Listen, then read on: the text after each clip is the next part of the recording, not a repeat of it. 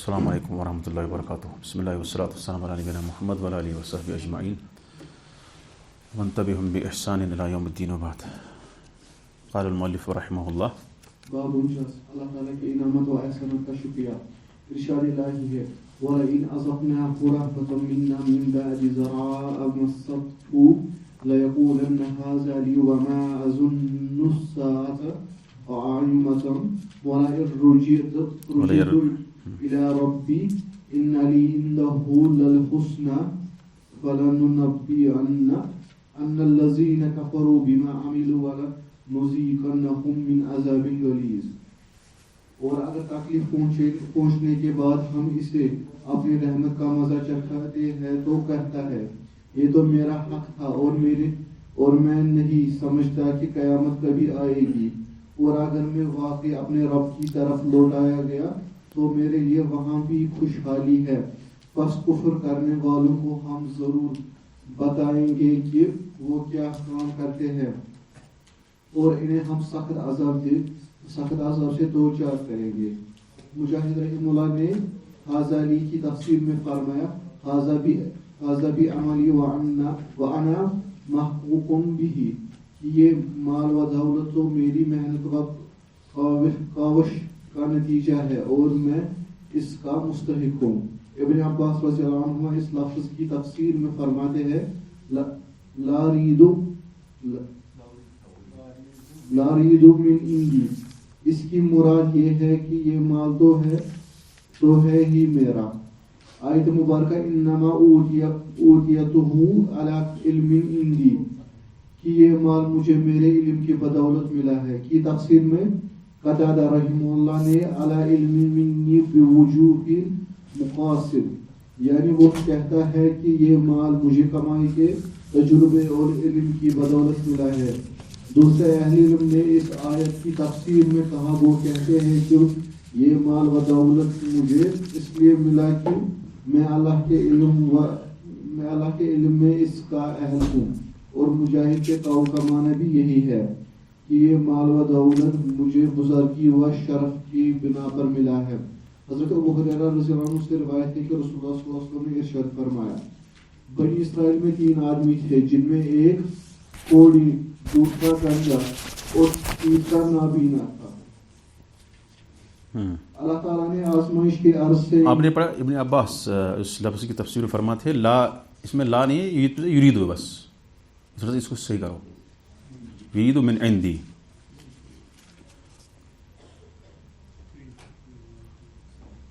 ہذا معنی یہ کس کا ہے؟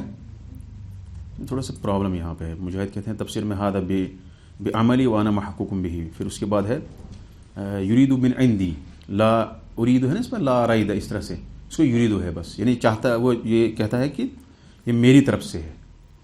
یعنی ایک بندہ کہتا ہے یہ مال جو ہے یہ میرے اپنی، میرا ہی ہے، میری وجہ سے. لا اریدو نہیں ہے، لا اریدو نہیں ہے، یریدو من عندی. اللہ تعالیٰ نے آزمائش کے غرض سے ان کی طرف ایک فرشتہ بھیجا. وہ فرشتہ برس کے مریض یعنی سفید کوڑا. یہاں پر یہ کہتا ہے کہ اس اللہ تعالیٰ کے انعامات و احسانات کا شکریہ. جو شخص مال کی نسبت اپنی طرف کر رہا ہے گویا کہ وہ اپنی نفسی کو، اپنے آپ ہی کو شریک ٹھہراتا ہے دینے میں، اس لیے یہاں پہ اس کو لایا.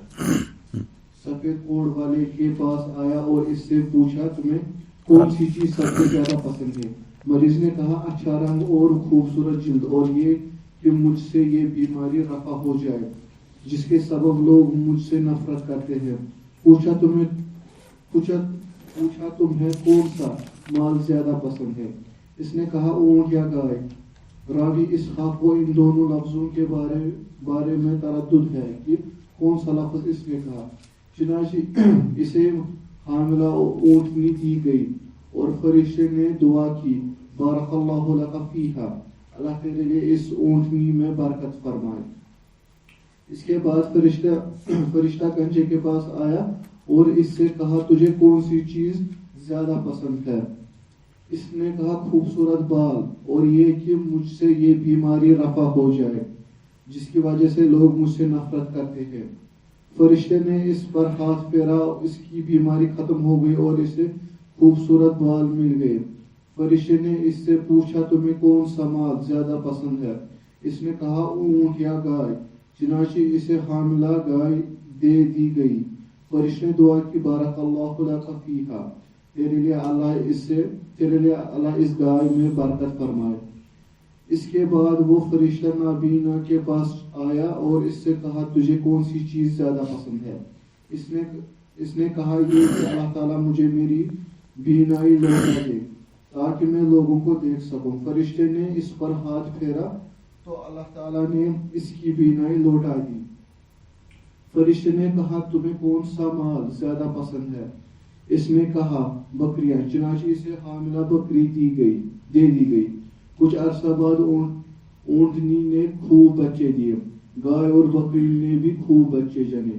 چنانچہ صاحب کا کوڑی کی اونٹنی سے ایک وادی بھر گئی اور گائے اور بکری والوں کے پاس بھی گائے اور بکریوں کا میدان بھر گیا.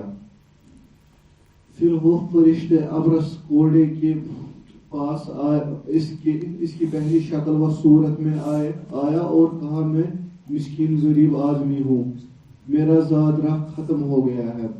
آج اللہ کی مدد کیا پھر آپ کے تعاون کے بغیر گھر نہیں پہنچ سکتا. جس اللہ نے آپ کو خوبصورت رنگ, خوبصورت جلد, تھوڑا آپ جلدی پڑھیں, خوبصورت جلد اور اس کا مرور ہو جائے, مال عطا کیا ہے. اس کے نام پر ایک اونٹ مانگتا ہوں تاکہ میں اس پر سفر کر کے گھر پہنچ جاؤں. اس آدمی نے میری ضرورتیں بہت زیادہ ہیں, میں تمہیں اونٹ نہیں دے سکتا. تو فرشتے نے کہا غالباً میں تجھے اچھی طرح جانتا ہوں. کیا تو ابرص کوڑا نہ تھا؟ لوگ تجھ سے نفرت کرتے تھے اور تو انتہائی غریب تھا. اللہ تعالیٰ نے تجھے یہ مال عطا کیا. وہ یہ آپ نے سب نے واقعہ سنا ہے؟ سب نے نہیں. ہاں یہ مال تو مجھے آب و اجداد سے وراثت میں, وہ بولا یہ مال تو مجھے آب و اجداد سے وراثت میں ملا ہے. فرشتے نے کہا اگر تو اس بات میں جھوٹا ہو تو اللہ تجھے پہلے جیسا بنا دے. پھر وہ فرشتہ اسی پہلی شکل و صورت میں گنجے کے پاس آیا اور اسے بھی وہی باتیں کہی جو ابرص کوڑے سے کہی. تمہیں وہ تو اس نے بھی وہی جواب دیا. تو فرشتے نے کہا اگر تو جھوٹا ہو تو اللہ تعالیٰ تجھے ویسا ہی کر دے جیسا تو پہلے تھا. پھر وہ فرشتہ اسی پہلی شکل والی صورت میں اسے نابینا کے پاس آیا اور کہا میں ایک غریب مسافر ہوں, میرا زاد راہ ختم ہو گیا ہے. اللہ کی مدد یا پھر آپ کے تعاون کے بغیر میں آج گھر نہیں پہنچ سکتا. جس اللہ نے آپ کو بینائی عطا کی اس کے نام پر آپ سے ایک بکری کا سوال ہے تاکہ اپنا سفر مکمل کر سکوں. اس نے کہا میں نابینا تھا, اللہ نے مجھے میری بینائی لوٹا دی. جتنا چاہو لے جاؤ اور جو چاہو چھوڑ جاؤ. تو آج اللہ کے نام پر جو کچھ لے جائے میں تجھ سے کچھ نہ کہوں گا. تو فرشتے نے کہا اپنا مال اپنے پاس ہی رکھو, تمہارا امتحان لیا گیا. اللہ تعالیٰ تجھ سے راضی اور تیرے دوسرے دونوں ساتھیوں سے ناراض ہو گیا ہے. صحیح بخاری و مسلم. اس کو تھوڑا سا واقعہ کو دیکھیں گے. یعنی اس میں دو قسم کے لوگ ہوتے ہیں دنیا کے اندر. ایک قسم کے مطلب لوگ ایسے ہوتے ہیں جو اللہ تعالیٰ نے ان کو مال دیا ہے, وہ کہتے ہیں کہ ہماری کرتوت کی وجہ سے ہوا ہے, یعنی اپنے کرنے کی وجہ سے یہ ملا ہے ہمیں, اور اس میں یہ اللہ تعالیٰ کو ہمیں دینا ہی تھا کیونکہ ہمارے پاس صلاحیت تھی, ہمارے پاس یہ ذہن تھا, ہم نے ذہن لڑائے اس میں, اپنی عقل لڑائی. تو وہ کہتے ہیں کہ یہ حق تھا ہمارا, جو بھی ملا ہے یہ ہمیں اپنی وجہ سے ملا ہے. تو یہ حال ہے ان کا جو گنجا تھا اور جس کو کوڑ کی بیماری تھی. یعنی کوڑ کی بیماری اس کو تھی اور جو گنجا تھا, ان لوگوں نے کیا کہا, انہوں نے کہا کہ یہ ہمارے کرتوت کی وجہ سے ہے, ہمارا اپنا ہے. اس میں تو گویا کہ انہوں نے ربوبیت میں, توحید ربوبیت میں گویا کہ انہوں نے شریک ٹھہرایا. مطلب شرک اکبر تو نہیں ہے لیکن توحید ربوبیت میں جو ہے انہوں نے ایک ایسا کام کیا جو توحید ربوبیت کے خلاف ہے, کیونکہ مال دینے والا, رزق دینے والا کون ہے؟ اللہ ہے. تو ہم نے کہا توحید ربوبیت ہوتا ہے کہ اللہ تعالیٰ کو ایک جاننا, کس میں؟ رزق میں، پیدائش میں، موت میں. یعنی اللہ تعالیٰ مارتا ہے، رزق دیتا ہے، جو بھی مطلب جو ہے بچہ دیتا ہے، یہ سارا کس میں آتا ہے؟ ربوبیت میں، توحید ربوبیت میں. یعنی دنیا آسمان زمین کا مالک، ہمارا خالق، رازق، رزق دینے والا، مال دینے والا کون ہے؟ اللہ. یہ توحید ربوبیت، اس میں اللہ تعالیٰ کو ایک جانا. تو انہوں نے کیا کیا؟ ان دونوں نے کہا کہ ہمیں یہ اپنی وجہ سے ہوا ہے، یہ ہمارا اپنا مطلب جو ہے مطلب کیا کہتے ہیں، ہماری کارستانی ہے، یہ ہم پر حق بنتا تھا، یہ دینا ہی تھا اللہ کو جب ہم نے اچھا کیا. تو یہ اکثر لوگوں کا حال ہے کہ وہ نعمت جو ہے اس کا شکر ادا نہیں کرتے بلکہ وہ اپنی طرف منسوخ کرتے ہیں. دوسری قسم کے لوگ ہیں جو یہ سمجھتے ہیں کہ اللہ نے یہ نعمت دی ہے اور میری طرف سے جو ہے کمی ہو رہی ہے شکر ادا کرنے میں اللہ کا شکر ادا نہیں کر پا رہا ہوں. یہ اللہ نے نعمت دی ہے، سارا کچھ اللہ نے دیا، مجھے اس کے مقابلے میں مجھے شکر کرنا چاہیے. اس کو احساس اپنی جگہ ہے کہ میری طرف سے شکر نہیں ہو پا رہا ہے، شکر کی جو ادائیگی نہیں ہو رہی، اس لیے وہ اپنی جگہ اس کو احساس ہے کہ میری طرف سے جو ہے نعمت کا جو احسان اللہ نے مجھ پر کیا ہے اس کا شکر نہیں ہو رہا ہے. یہ دوسری قسم کے لوگ ہیں. جیسے آما نے کیا، آما نے کیا کیا؟ اس نے کہا یہ تو اللہ کا ہی تھا، یہ اللہ نے دیا ہے. تو آما کا حال جو ہے اس کی طرح جو بہت کم لوگ ہوتے ہیں جو ایسا محسوس کرتے ہیں کہ بھائی یہ اللہ نے دیا ہے اور مجھے اس کا شکرانہ ضرور کرنا تھا، اور اس کو اپنی جگہ احساس ہوتا ہے. اور یہی مطلوب ہے ایک مسلمان کے لیے. اللہ تعالیٰ یہی چاہتا ہے کہ وہ ہر چیز کو اللہ کی طرف ہی منسوب کرے. وہ یہ نہ کہے کہ بھائی میری وجہ سے یہ سب کچھ ہو رہا ہے، بلکہ یہ اللہ کی طرف سے ہے. تو دو قسم کے لوگ ہیں، یعنی جو اللہ تعالیٰ نعمتیں دیتا ہے اس میں لوگ دو قسم کے پائے جاتے ہیں. ایک تو سیدھا ناشکری کرنے کے ساتھ ساتھ کیا کرتا ہے، کہتا ہے کہ مال جو ہے میری کارستانی ہے، میں نے کیا، میری عقل کی وجہ سے، میری اس وجہ مطلب صلاحیت کی وجہ سے. دوسرا یہ کہ جیسے اقرا اور اس نے کس نے کیا، اقرا اور ابرس. ہاں، اقرا ابرس. اقرا جس کو بال ہوتے نہیں ہے، جو گنجا ہوتا ہے پیدائشی، اور ابرس جو اقرا ہوتا ہے جو پیدائشی جو ہے اس کو بال ہوتے نہیں ہے، جو بچپن میں گنجا ہو جاتا ہے. ہاں، دوسرا اصلع ہوتا ہے جو بعد میں بال نکل گئے یہاں سے، جس کو بعد میں بال، اصلع ہے بال تھے بعد میں بال گرنے لگے، بڑے ماسٹر چلا نہیں رہے بات، اس کو کہتے ہیں اصلع. کیا کہتے ہیں؟ اقرا جو صاف گنجا ہوتا ہے، کچھ نہیں ہوتا بال، اس کو بچپن سے ہی گنجا ہو گیا. اور یہ ان میں سے ایک تھا. اب اس کو بیچارے کو بہت زیادہ پرابلم ہو رہی تھی، اس نے مانگا اللہ سے، دیا، پھر بعد میں انکار کر دیا. پہلے تو اللہ سے ہی مانگا، بعد میں انکار کر دیا، دینے کے بعد کیا. تو اقرا میرے کہنے کا مطلب جس کو بالکل بال سرے سے ہو ہی نہیں، اور اصلع جس کو نکل جاتے ہیں، گر جاتے ہیں، بہتر الفاظ ہے گر جاتے ہیں. ہم کہیں گے بال نکلتے نہیں بلکہ بال گر جاتے ہیں. بہترین جملہ ہے اردو کا، بال گر جانا، بال نکلنا صحیح جملہ ہے. جیسے گرنا، ہاں جڑنا. عبداللہ بن سرجس ایک صحابی تھے رضی اللہ تعالیٰ عنہ، انہوں نے کہا رأیت الاصلع، رأیت الاصلع یعنی عمر بن الخطاب یقبل الحجر.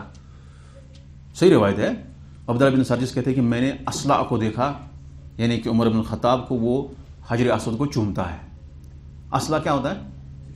اس کے بال گر گئے، یہاں سے بال یہاں تک گر گئے، یا اوپر جو کیا کہتے ہیں جیسے ونش تائل پٹ ماسی. یہ ایسے حالت تھی کس کی؟ عمر رضی اللہ عنہ.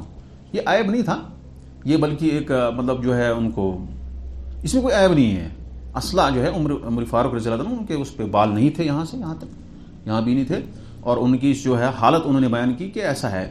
یعنی کچھ عیب جو ہے مطلب کچھ چیزیں ایسی ہوتی ہیں جو آپ کہہ سکتے ہو اپنے ساتھی کو، اس میں وہ تانا اور تشنیع نہیں مانی جائے گی.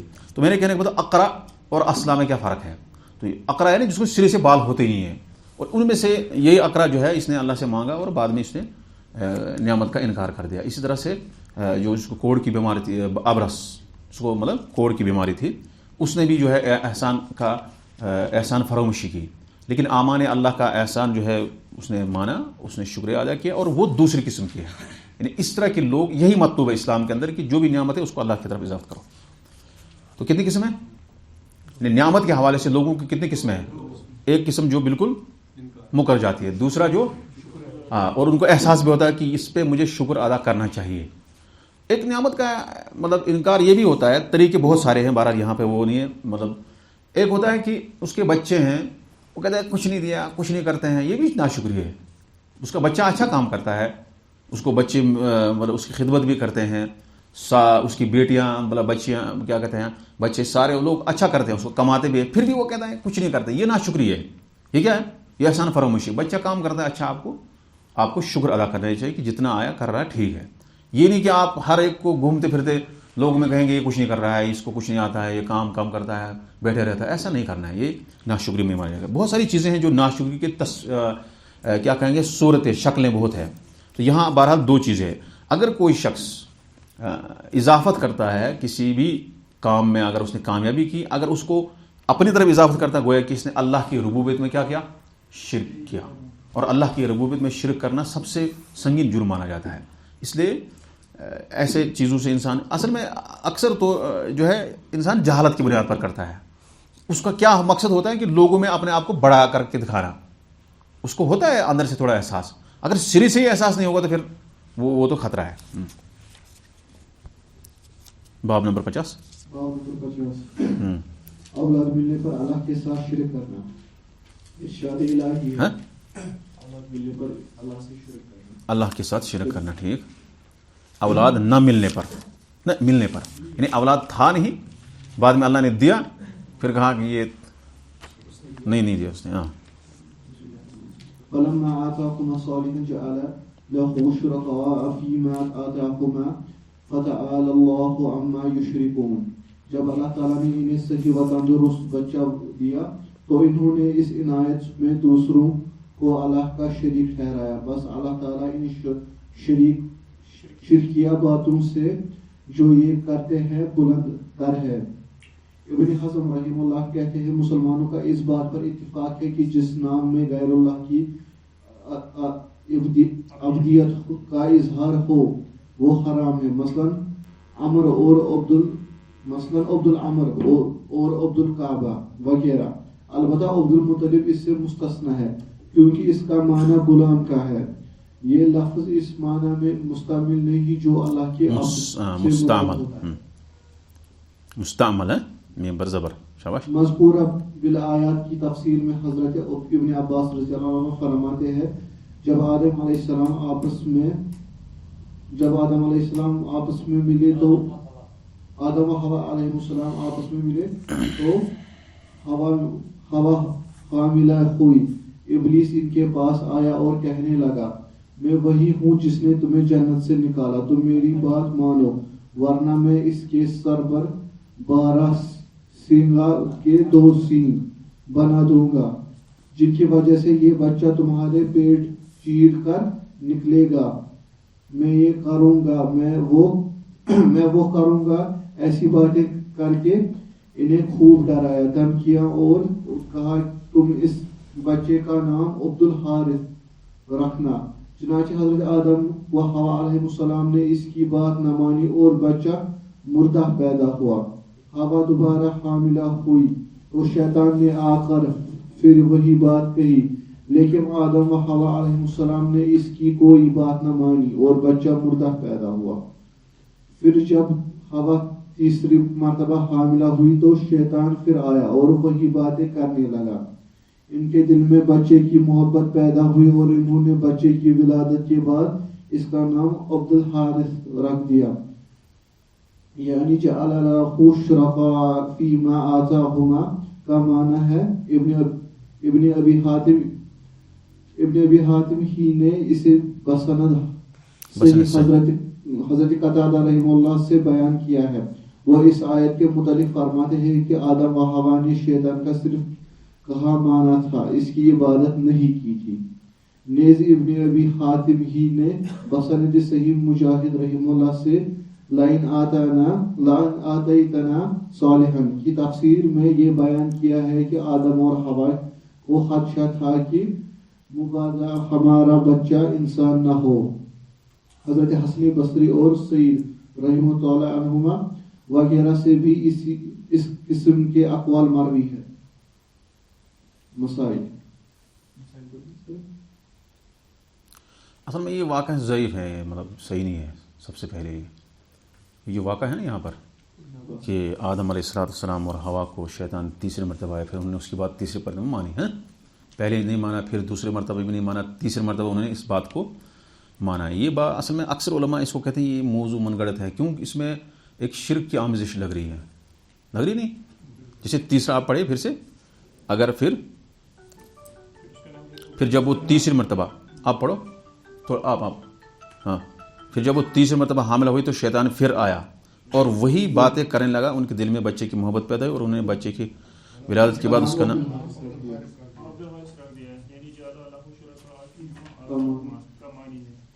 ابن ابی حاتم ہی نے اس سے بسند صحیح حضرت قتادہ رحمہ اللہ سے بیان کیا ہے، وہ اس کے متعلق فرماتے ہیں کہ آدم و حوا نے شیطان کا صرف کہا مانا تھا، اس کی عبادت نہیں کی تھی۔ نیز ابن ابی حاتم نے ہی نے بسند صحیح مجاہد رحمہ اللہ سے لئن آتیتنا صالحا کی تفسیر میں یہ بیان کیا کہ حضرت ہے کہ آدم اور حوا کا خدشہ تھا کہ مبادا ہمارا بچہ انسان ہو سکتا ہے۔ حضرت حسن بصری اور سعید وغیرہ سے بھی اس قسم کے اقوال مروی ہیں۔ کچھ لوگ اس کو کسی کو مانتے صحیح، اپنے وہ توجیہ کرتے ہیں کہ آدم علیہ السلام، اصل میں یہ چیز متفق ہے کہ پیغمبر شرک نہیں کرتا ہے، کسی پیغمبر نے کبھی شرک نہیں کیا، چاہے وہ جیسے ابراہیم علیہ السلام کے والد جو تھے وہ کیا تھے، کافر تھے، مشرک تھے، لیکن انہوں نے شرک نہیں کیا خود، تو حالانکہ شرک کے گھر میں وہ پیدا ہوئے، اللہ تبارک تعالیٰ تمام پیغمبروں کو شرک سے بچایا ہے، کسی پیغمبر نے شرک نہیں کیا۔ اور یہاں تھوڑا ایسا لگ رہا ہے، واقع میں ٹیڑھا میں لگ رہا ہے کہ اس کو عبد الوارث رکھا، گویا کہ اس سے متاثر ہوئے، پھر ڈر گئے، لاسٹ میں 2 مرتبہ نہیں ڈرے، تیسری مرتبہ اللہ لہٰذا یہ ویسے بھی اسرائیلیات میں سے، اسرائیل جانتے ہیں نا کہ جو پہلے کہانیاں ہیں اس کی مطلب جو ہے سند میں تھوڑا سا کلام ہے، کچھ لوگوں نے اس کو یہاں پہ صحیح قرار دیا ہے، جیسے ابن حاتم نے ہی اسے بسند صحیح حضرت قتادہ سے بیان، مطلب کچھ لوگ کہتے ہیں صحیح سند، لیکن خلاصہ کلام ہے کہ ہمیں حدیث میں بہت ساری چیزیں دیکھنی پڑتی ہے کہ کہیں وہ اصول سے ٹکرائے نہیں ہے، اصول سے اس کا معنی صحیح ہونا چاہیے، اور سندن بھی اس کے اندر کلام ہے۔ خلاصہ کلام ہے کہ یہ حدیث میں جو ہے یہ ضعیف ہے، اس کو ہم یہ نہیں کہیں گے کہ فلما آتاہم صالحا جعل له شرکاء فیما آتاہم، جب ان کو نیک بچہ دے دیا تو اس کو کیا بنایا، جعل له شرکاء فیما آتاہم، یعنی اس دینے میں جو ہے انہوں نے شریک بنایا دوسرے کو، یعنی واقع میں ایسا لگ رہا ہے کہ انہوں نے دیا تو بچہ اللہ نے، پھر اس کو عبد الحارث نام رکھ کے جو ہے اس کو چینج کر دیا۔ پھر یہاں دوسرا مسئلہ یہ ہے کہ انہوں نے کہا کہ نام رکھ سکتے ہیں، کیا نہیں رکھ سکتے ہیں، جیسے کیا نام، عبد المطلب مستثنیٰ کا، ہاں،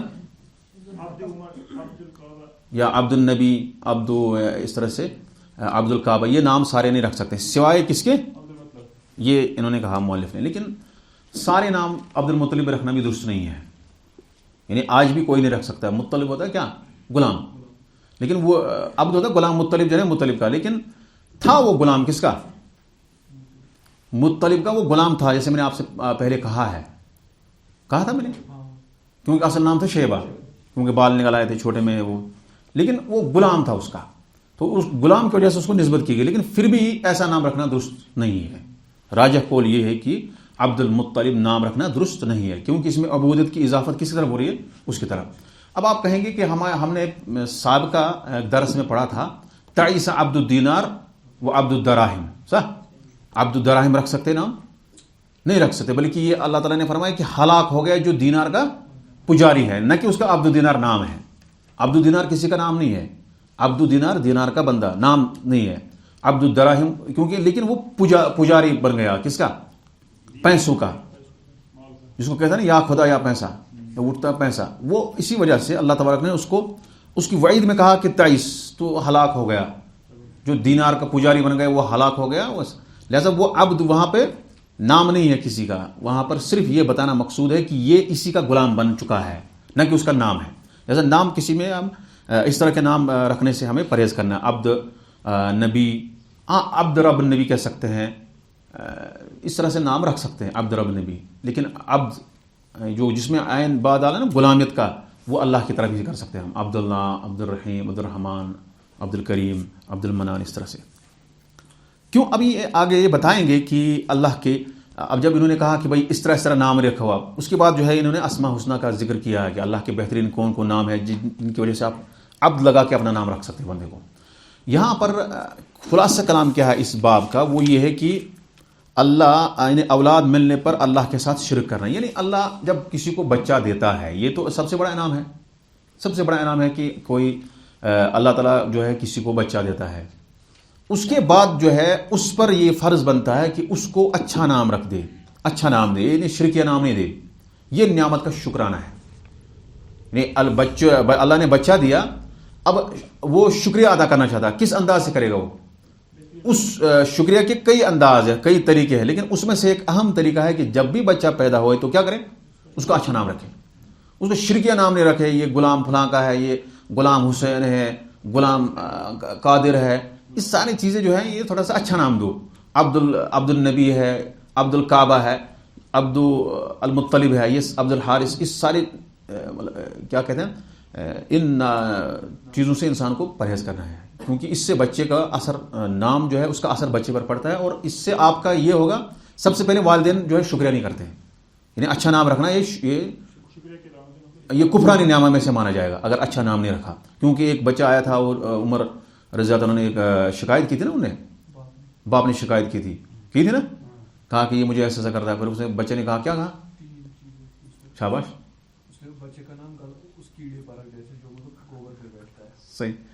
اور دوسری چیز ہے اس نے جو اس کی ماں تھی وہ مجوسی تھی، وہ آتش پرست تھی، اور تیسرا تھا کہ چلو المہم کی تعلیم نہیں دی، ہاں المہم ہمارا وجہ شاید ہو گیا کہ نام صحیح نہیں رکھا تھا۔ کیا رکھا تھا؟ نام صحیح رکھو نا بچے کو، پہلے پیدا ہوا اس کا نام رکھو، اس کا عقیقہ کرو، اس کے طرف سے جو ہے 7ویں دن عقیقہ کرو، پھر اس کے بدلے میں جو چاندی جو ہے کے برابر جو ہے بال کا اس طرح سے، یہ ساری چیزیں اس میں شکرانے نعمہ میں سے آتی ہیں، تو یہاں یہ مقصود ہے بس۔ ہم نے واقعہ کو کہا یہ ضعیف ہے، اس لیے ہمیں اس کی شرح کرنے کی ضرورت ہے ہی نہیں، کیونکہ یہ ساری چیزیں انسان کے ذہن میں ڈالیں، ہم اس کو ضعیف مانتے، جو صحیح مانتا ہے وہ کر لے تشریح، جو اس واقعہ کو صحیح مانتا ہے وہ انہوں نے تشریح کی ہے کہ کہنے کا مقصد کیا ہے، ہمیں اس کی ضرورت نہیں ہے آپ یہاں، یہ وہ واضح ہے۔ یعنی جب کسی کو اللہ تعالیٰ بچہ دے تو وہ کیا کہے؟ یہ کہے کہ اللہ نے دیا بچہ، کفران تو نہیں کرنا، دینے والا تو اللہ ہے، لیکن اس کے بعد شکریہ کے لیے آپ کو اچھے نام رکھنے ہیں، شرکیات جو شرکیہ نام ہے ان سے آپ کو اجتناب کرنا، اگر خیر رکھا ہے اس کو ہٹا دو، تو یہ کہنے کا مقصد ہے۔ یعنی آپ کو پہلے آہستہ آہستہ اس کتاب میں بتا رہا ہے کہ آپ کس کے لیے آئے، پھر آپ کو کیا کرنا ہے، پھر کون سے، یعنی آپ کو توحید یا دنیا میں قائم کرنا ہے، یہ مؤلف کس طرح سے آپ کو اچھی اچھی چیزوں میں لیتا ہے، یعنی زندگی گزارو گے آپ ایک موحد ہو کے، پہلے خود آپ کرو، پھر شرک کے وسائل سے بچو، یہ کرنے سے بچو، اور کون چیزیں ہیں جو شرک جو توحید کے منافع ہیں، کس طرح سے اللہ کا شکر ہو جائے گا۔ پھر آخر میں کہتے ہیں کہ جب آپ کی شادی ہوگی، آپ کو تو بچہ بھی ہوگا، اب اس بچے کے ساتھ آپ کو کیسا کرنا ہے، وہ بچہ کس طرح سے آپ اس کو توحید کے اس راستے پہ رکھیں گے آپ، تو یہ ساری چیزیں جو ہے ایک آپ کو بتا رہا کہ زندگی کیسے بسر کرنے توحید پر۔ اسماء حسنہ حسنہ مطلب کیا ہوتا ہے؟ بہترین ناموں کا بیان۔ اسماء عربی ہے، حسنہ بھی عربی ہے۔ ارشاد الہی ہے وَلِلَّهِ الْأَسْمَاءُ الْحُسْنَى فَادْعُوهُ بِهَا وَذَرُوا الَّذِينَ يُلْحِدُونَ فِي أَسْمَائِهِ، اور اللہ تعالیٰ کے اچھے اچھے نام ہیں، پس تم اسے انہی ناموں سے پکارو اور ان لوگوں کو چھوڑ دو جو اس کے ناموں میں الہاد یعنی کجی کرتے ہیں۔ حضرت عبداللہ بن عباس رضی اللہ تعالیٰ عنہ سے اس آیت کے تفسیر میں الہاد کا معنی شرک نقل کیا ہے۔ ابن عباس رضی اللہ تعالیٰ عنہ ہی کا قول ہے کہ مشرکین نے اللہ سے الہاد اور العزیز سے العزا مشتق کیا ہے۔ ابن ابی حاتم عینش کا قول ہے کہ اسماء الہی میں الہاد سے مراد یہ کہ وہ ان میں ایسے ناموں کو بھی داخل کر جاتے ہیں جو اس میں شامل نہیں ہیں۔ جیسے کیا الہاد کا مطلب کیا ہوتا ہے؟ اللہ کے نام الہاد کا مطلب کیا ہوتا ہے؟ شاباش، یلحدون، یہ ہے نا، اس میں ابن عباس نے مشرکین نے اللہ سے اللات اور العزیز سے العزا مشتق کیا۔ یلحدون مطلب ہوتا ہے وہی، یعنی کہ کجی، یعنی کجی مطلب کیا ہوتا ہے؟ ٹیڑھا کرنا، یعنی کہ اس کو اس پہ نہیں رکھنا، الہات ناموں میں بہت زیادہ ہوا ہے. بہرحال یہ ایک بڑا باب ہے. یہ ہے کہ جو ہم نام اس وقت خود ہم نے بنائے وہ بہتر نہیں ہے کہنا. جیسے ان میں سے ایک چیز ہے یعنی نام جو ہے کیا توقیفی ہے. سب سے پہلی یہ بات آپ یاد رکھیں, توقیفی. توقیف مطلب اللہ کے نام کیا ہے, توقیفی ہے, یعنی کہ اس کو آپ خود نہیں نام دے سکتے اللہ کو, بلکہ اللہ نے خود نام دیا اپنے کو اور رسول اللہ صلی اللہ علیہ وسلم نے آپ کا نام دیا ہے. حدیث میں بتایا کہ اللہ کا یہ نام ہے, خود نہیں بتا سکتا کوئی. یہ بات سمجھے توقیف کیا مطلب, یعنی قرآن حدیث سے جو نام ثابت ہے اسی کو ہم نام مانیں گے اللہ کا, اور کسی کو نہیں مانیں گے. اس کا مطلب یہ ہوا کہ جیسے ہمارے پاس کوئی شخص اللہ تعالیٰ کو کہتا ہے خدا, کہتے ہیں خدا, بہتر ہے اس سے پرہیز کرنا چاہیے. ٹھیک ہے, اس کا معنی کچھ لوگ سمجھتے ہیں صحیح ہے, یا مان لیتے ہیں ہم آگا کہتے ہیں. آگا جیسے ہم کہتے ہیں کشمیری میں آگا, تو یہ آگا کہنا ٹھیک نہیں. کیوں؟ کیونکہ اس کا مطلب کہیں نہیں ملتا ذکر. ہم اس کے مقابلے میں کہتے ہیں پروردگار. یہ تو صحیح ہے, پروردگار ٹھیک ہے. کیوں؟ کیونکہ ترجمہ ہے کسی چیز کا. جیسے ہم کہتے ہیں رب, رب کا کہتے ہیں پالن ہار. پروردگار کس کا ترجمہ ہے؟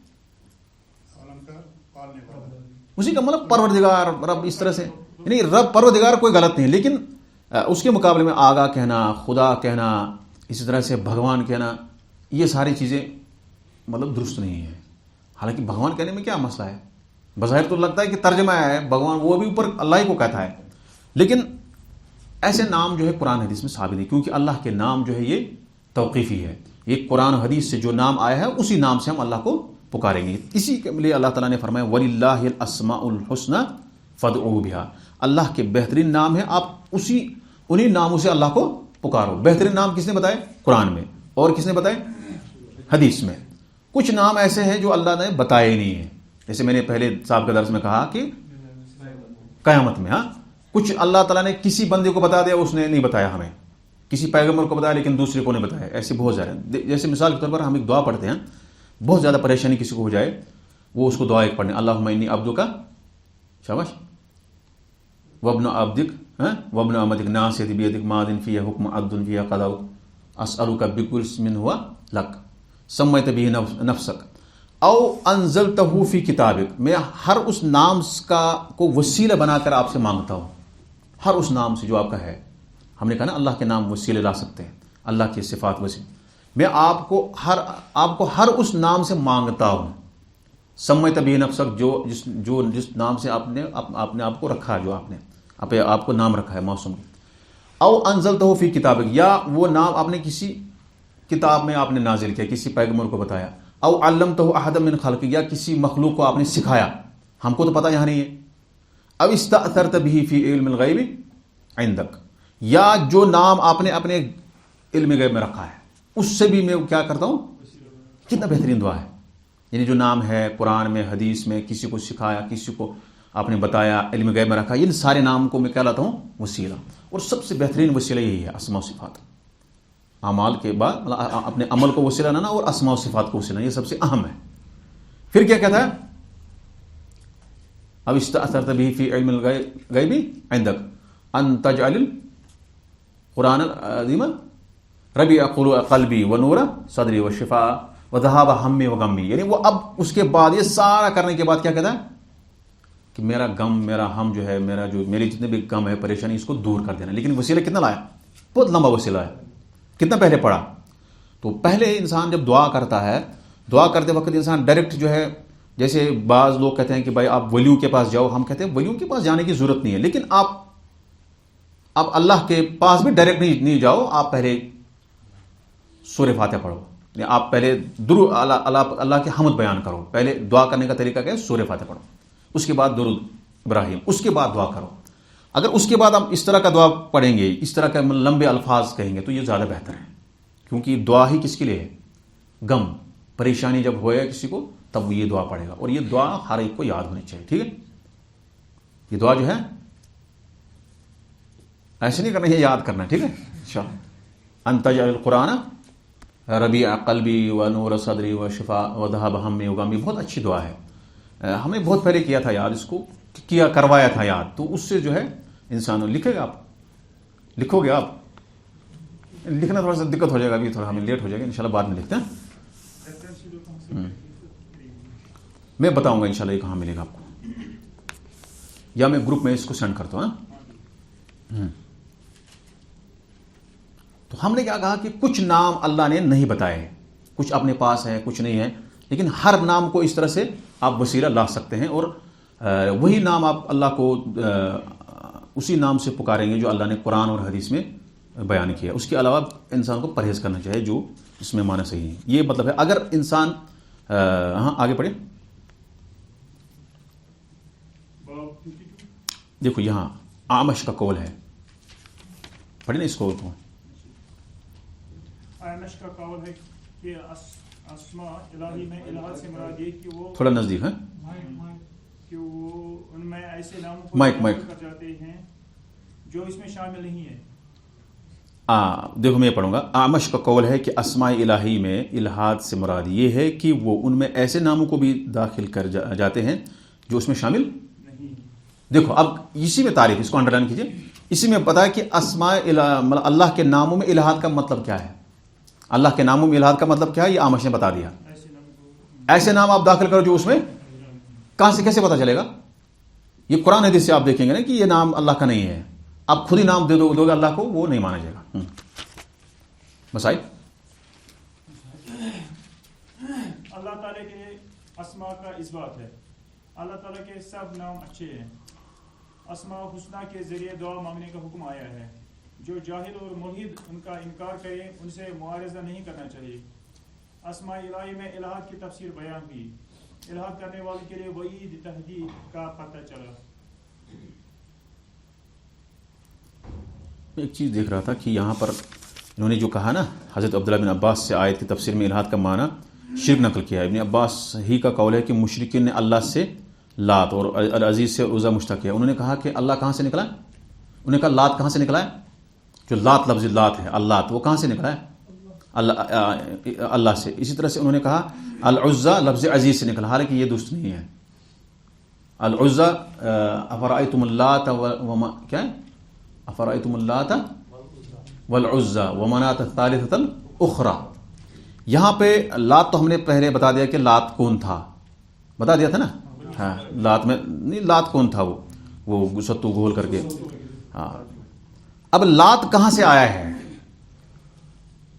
جیسے ہم کہتے ہیں ڈیرائیوڈ کہاں سے آیا ہے، نکلا کہاں سے، تو کہاں سے نکلا ہے؟ یہ کہہ رہا ہے کہ لات اصل میں اللہ سے نکلا. یہ کیا ہے؟ یہ الہاد ہو گیا. کیا ہو گیا؟ یعنی لات کہاں سے آیا ہے؟ یہ صحیح نہیں ہے. اسی طرح سے یہ کہہ رہا ہے العزا جو نام ہے یہ عزیز سے نکلا ہے. اللہ کا نام ہے، اللہ کا ایک نام ہے اللہ، اور دوسرا نام کیا ہے؟ العزیز. جیسے ہم کہتے ہیں عبداللہ عبد العزیز، تو یہ کہہ رہا ہے کہ لات جو ہے یہ اللہ سے نکلا ہے اور عزا عزیز سے نکلا ہے. یہ اللہ کے نام میں الہاد ہے. یہ کہاں سے نکلا ہے؟ یہ تو صحیح نہیں ہے. یہ تو مطلب جو ہے آپ خود ہی بتا رہے ہو. اور پھر الہاد اللہ کے نام میں کیا مطلب ہے وہ ہم نے آمش نے بتا دیا کہ آپ ان میں سے اللہ کے اسماء میں ایسے ناموں کو داخل کریں جو اس میں ہے نہیں.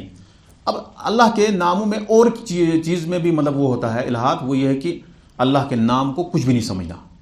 وہ ہمیں یہاں ضرورت نہیں ہے. وہ جہمیہ کا ایک فرقہ ہے جو اللہ کے اسماء کو بالکل انکار کر دیتے ہیں. وہ اللہ کے جو نام ہیں ان کو مانتے ہی نہیں ہیں. تو اس وجہ سے جو ہے وہ تو انکار بالکل ہے. اور جہمیہ ہم نے کہا وہ اسلام سے باہر ہے فرقہ. ہو گئی یہ بات ہو گیا.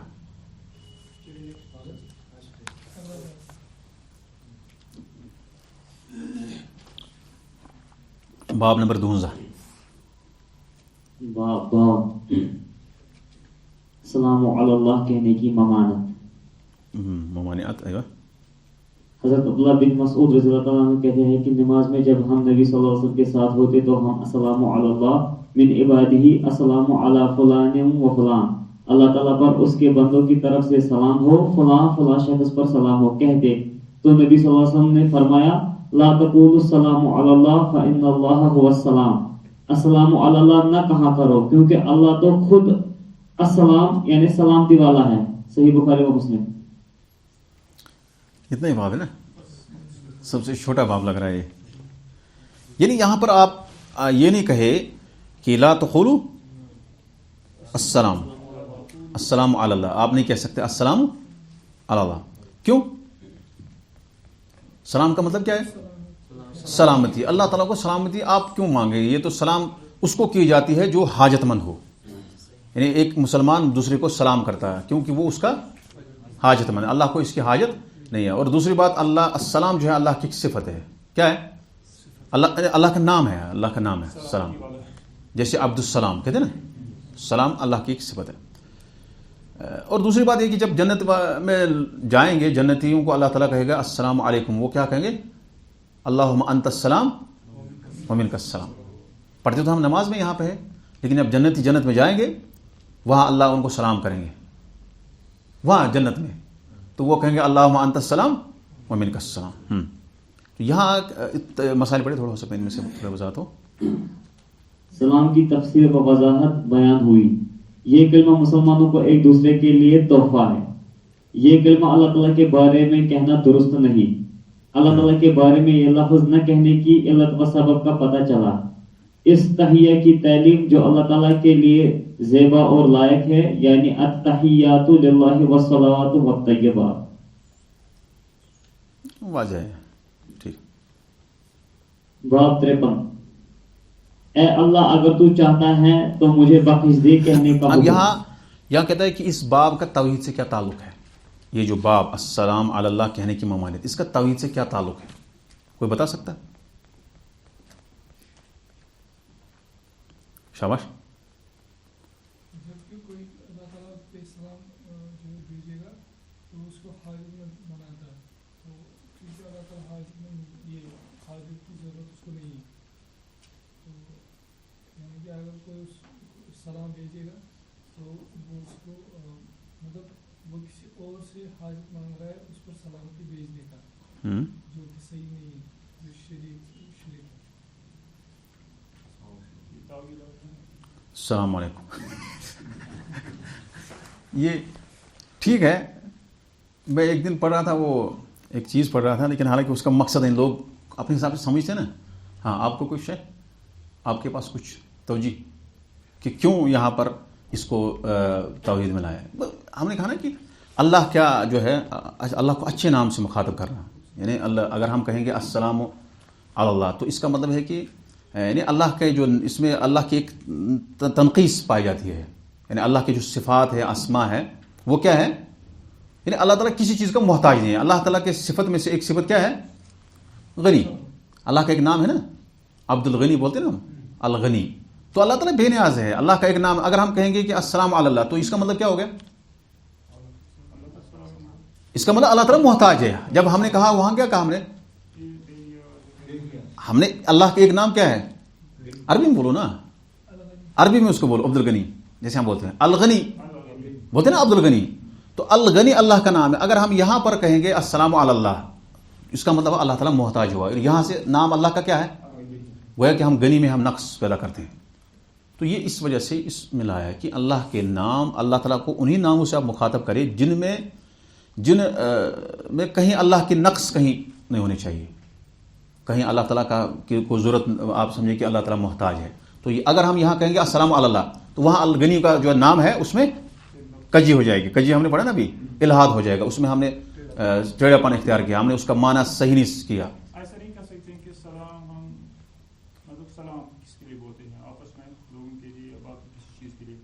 تو اللہ چونکہ خالق ہے تو خالق کے لیے سلام ضروری نہیں ہے، ایسا بھی کہہ سکتے ہیں. خالق ہے بالکل.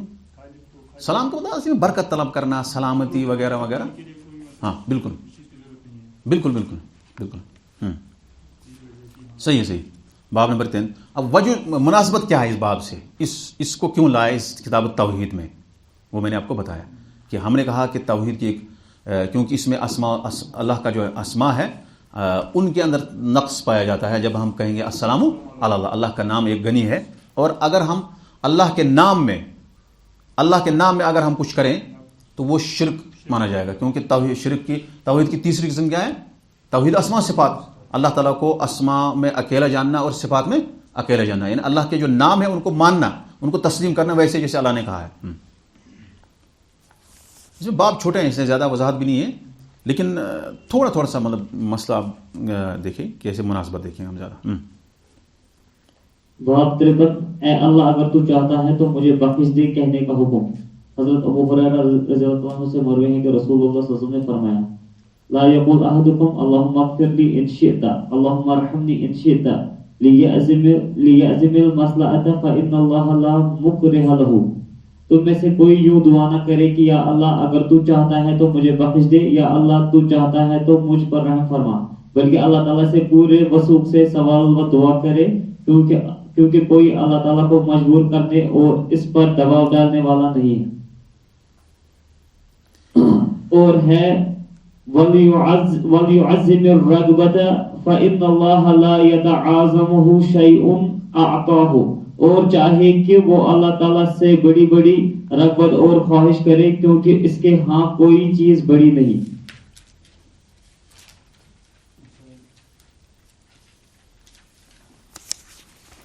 دیکھو اس کا بھی دیکھنا ہے کہ کیوں لایا ادھر، مطلب اس کو کیوں لایا کتاب توحید میں. اے اللہ اگر تو چاہتا ہے تو مجھے بخش دے، یعنی اس کا کیا حکم ہے؟ اس کا حکم کیا ہے؟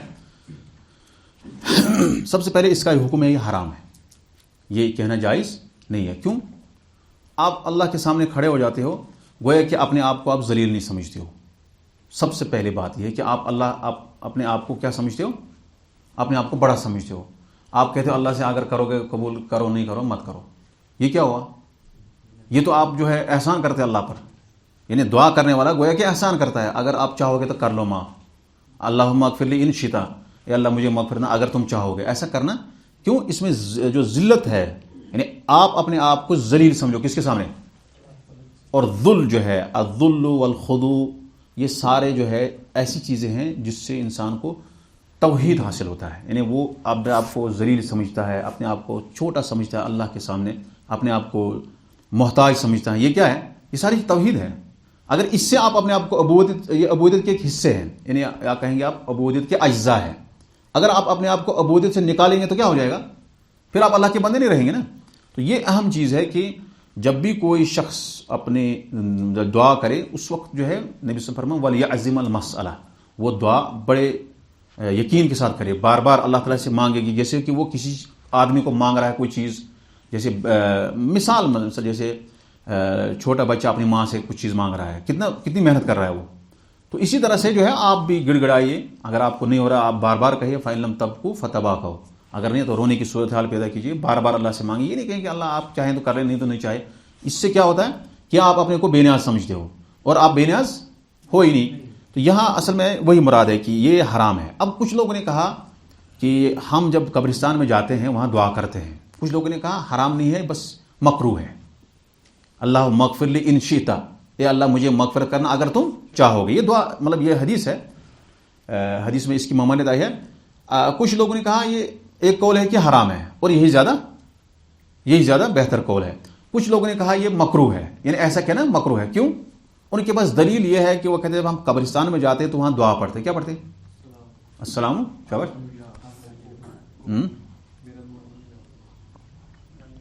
کچھ بھی دار قوم مومنین وَإِنَّا إِنشَاءَ اللَّهُ بِكُمْ لَلَاحِقُونَ، ہم وہاں انشاءاللہ پڑھتے ہیں. یعنی ان شئت مطلب ہوگا اگر تم چاہو گے، اور یہاں پہ بھی اگر اللہ نے چاہا ہم آپ سے ملیں گے. گویا کہ وہ دعا کرتے ہیں وہاں پر، وہ کہتے ہیں وہ قبرستان میں جاتے ہیں دعا کرتے ہیں، وہ کہتے ہیں اگر اللہ نے چاہا تو ہم آپ سے ملیں گے. وہ اعتماد کے ساتھ نہیں کہتے. اس لیے کچھ لوگ کہتے ہیں کہ اس دعا سے یہ پتہ چلتا ہے کہ یہ اللہ مغفر لی ان شئت کہنا مکروہ ہے. بات سمجھے میں جو کہہ رہا ہوں نا اس کو سمجھنا ضروری ہے. میں کہہ رہا ہوں کہ دو قول ہے اللہ مغفر لی ان شئت کہنے میں. یا اللہ مجھے مغفرت کر اگر تم چاہو گے، اس کا کیا حکم ہے؟ یہ تو باب ہی ہے نا ہمارے پاس. دیکھو باب کی طرف دیکھو. اے اللہ اگر تو چاہتا ہے تو مجھے بخش دے کہنے کا حکم. اس کا کیا حکم ہے؟ حکم ہم بتا رہے ہیں نا. ایک قول ہے کہ یہ حرام ہے، ایسا یہ شرک منافع ہے، کیونکہ اس میں ذلت اور اس میں اپنے آپ خضوع محتاجگی اس میں ظاہر نہیں ہوتی ہے اگر انسان اس طرح سے کہے. دوسرا قول دوسرے لوگ کہتے ہیں، کچھ علماء کہتے ہیں ایسا کہنا مکروہ ہے. مکروہ تھوڑا سا کم ہوتا ہے نا، یعنی کر سکتا، اگر کسی نے کر دیا کوئی زیادہ اتنا نہیں. پھر ان کے پاس دلیل کیا ہے؟ ان کے پاس دلیل یہ ہے کہ جب قبرستان میں انسان زیارت کے لیے جاتا ہے وہاں دعا پڑھتا ہے وَإِنَّا إِنشَاءَ اللَّهُ بِكُمْ لَلَاحِقُونَ. وہ کہتے ہیں آپ پر سلامتی ہو، آپ ایک مطلب اس طرح سے. پھر کہتے ہیں وَإِنَّا إِنشَاءَ اللَّهُ بِكُمْ لَلَاحِقُونَ، ہم انشاءاللہ آپ سے ملیں گے اگر اللہ نے چاہا. وہ کہ وہ بھی وہ ایک دعا کرتے ہیں، یعنی وہ کہتے ہیں کہ یہ دعا کرتے ہیں کہ ہم اللہ سے مانگتے ہیں کہ اگر اللہ نے چاہا تو ملیں گے. تو یہاں پر انہوں نے چاہت کا لفظ کیا، اگر اللہ نے چاہا. وہ ہے کہ وہ اعتماد کے ساتھ نہیں کرتے. حالانکہ یہ آپ کو لگ رہا ہے اس میں کوئی استدلال مضبوط ہے؟ اس میں مضبوط استدلال نہیں ہے. کیوں؟ کیونکہ قبرستان میں جو ہے وہ ایک خبر دے رہا ہے کہ ہم آپ سے ملیں گے اس جگہ پر، اس قبرستان میں ہم آپ کے ساتھ ملیں گے اگر اللہ نے چاہا، نہیں تو کسی اور میں ملیں گے، کسی اور کے ساتھ کہیں ہمارا مطلب جو ہے ہمیں دفن کیا جائے گا. اصل میں اس جگہ پہ اگر اللہ نے چاہا تو ملیں گے. ان کا کہنے کا مقصد یہ ہے. اور دوسری بات یہ خبر ہے، یہ دعا اس طرح نہیں ہے کہ وہ اللہ سے مانگتے ہیں کہ ہم کو ملانا، بلکہ وہ کیا کہتے ہیں؟ نہیں وہ دعا نہیں کرتے ہیں، بلکہ وہ کیا کہتے ہیں؟ دعا تو انہوں نے کر دی، السلام علیکم السلام علیکم یا اہل القبور، دعا تو ہوگی نا، یہ تو دعا ہوگی. اب وہ کیا کہتے ہیں؟ وہ کہتے ہیں کہ اگر اللہ نے چاہے تو ہم آپ کے ساتھ ہی، میں آپ کے ساتھ دفن ہو جاؤں گا یہاں. یہ بھی ہو سکتا ہے کہ کسی دوسری جگہ. اسی لیے وہ کہتا ہے اگر اللہ نے چاہا. وہ کوئی دعا نہیں کر رہا ہے، وہ کیا کر رہا ہے؟ وہ خبر دے رہا ہے ان کو کہ اگر اللہ نے چاہا تو میں آپ کے ساتھ، جیسے آپ قبرستان میں جاتے ہیں ہم کہتے ہیں اگر اللہ تعالیٰ نے تو ہی سے دفن. یہ بھی ہو سکتا ہے کہ کسی دوسری جگہ ہو جائے گا، قبرستان ایک ہی جگہ نہیں نا. تو یہ اصل میں خلاصہ کلام یہ ہے کہ جو لوگ اگر اس طرح سے کہہ سکتے ہیں، یہ ایسے لوگوں نے کہا ہے، تو خلاصہ کلام ہے کہ ایسا کہنا بالکل درست نہیں ہے. کیسا کہنا؟ انشیتا، کیونکہ اس میں ذل نہیں ہے، اس میں ذلت اپنے آپ کو نہیں ہے، اس میں محتاج کی وہ. ہاں ولیعدم، یہاں پہ ولیعدم الرغبہ فإن اللہ لا يتعاظم شیء احد. ایک دوسری چیز یہ ہے کہ گویا کہ آپ کہتے ہیں کہ انشیتا آپ، ہم نے اس سے پہلے شاید کہا کہ دعا میں جو ہے سب سے اہم چیز کیا ہے؟ جب انسان دعا کرتا ہے اس کے آداب ہوتے ہیں دعا کرنے کے. جیسے ابھی میں نے کہا کہ درود وغیرہ وسیلہ لانا، عمل وغیرہ، جیسے ہر جگہ قرآن میں ربنا اننا آمنا، یہ تو وسیلہ ہے نا، آمنا ہم نے ایمان لایا، فاغفر لنا. وہ کہ یہ وسیلہ کیوں لاتا ہے؟ وہ اس کو کہتا ہے کہ میں کوشش کر رہا ہوں آپ کو، وہ وسیلہ لاتا ہوں یہ عمل، اب مجھے مغفرت کرنا.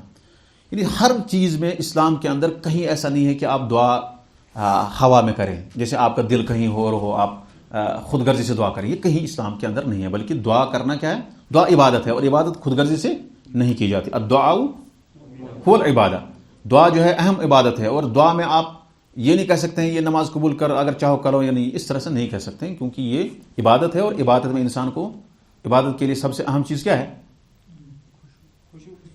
نا؟ مطلب محتاجگی ظاہر کرنا ہے. عبودیت کس کو کہیں گے پھر؟ اگر آپ عبودیت نہیں اپنے آپ کو اپنے اندر پیدا کریں گے تو پھر اب آپ بندے نہیں مانے جاؤ گے.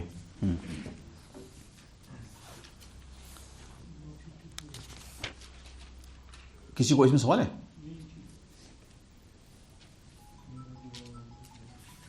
نمبر 3، پوری وثوق سے دعا کرنے کا حکم ہے. اللہ تعالیٰ سے بڑی بڑی رغبت و خواہش کرنے کا حکم ہے. اللہ تعالیٰ سے بڑی بڑی رغبت و خواہش کرنے کے حکم کی علت کا پتہ چلتا ہے. ٹھیک ہے، یہاں سے باب 54، میرا غلام یا میری روٹی کہیں تو. کتنے باب ہوئے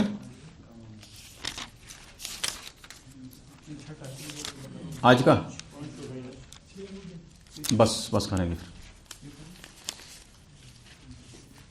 دعا کم اور گاؤں چنے نا، تھوڑا آہستہ پڑھیں گے نا ہم. ابھی تھوڑا سا آپ کو آسان لگے گا، لیکن ہو سکتا ہے اسی میں ایسے سوال آئیں گے آپ پھنس جائیں گے، ہے نا. یہ اہم چیز ہے. ٹھیک ہے، الحمدللہ ٹھیک پڑھا ہم نے.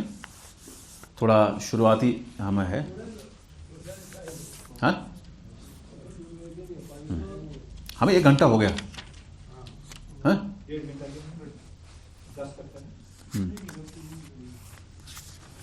ضروری نہیں ہے ہمیں، مطلب جتنا ہمیں باب اگر ہو گیا 2-4 ہم نے کہا کہ ہم بیشن چائے وائے تو ساری کھیت نا تھوڑا گۄڈنیُک دۄہ دپان سوال کریے نا.